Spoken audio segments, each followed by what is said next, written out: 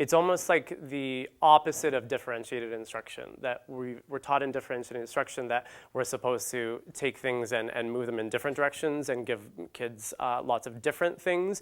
And then with combined grades in content areas, it's almost the opposite, that we find the commonalities and we kind of shrink it down so that everybody is doing the common things.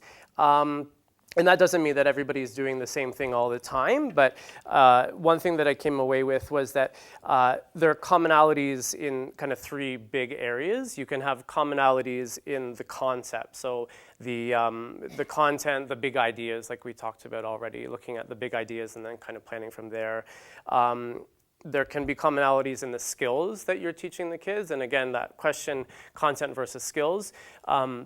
It's kind of arbitrary what the ministry says grade 2s have to learn and then grade 5s have to learn. And really, at the end of the day, probably most of us don't remember a lot of what we learned in science and social studies on a kind of specific expectation level. But as people said previously, if they learn the skills, if you teach kids how to think and how to learn and how to find information, then that's the important thing. So looking at commonalities and skills when you're teaching.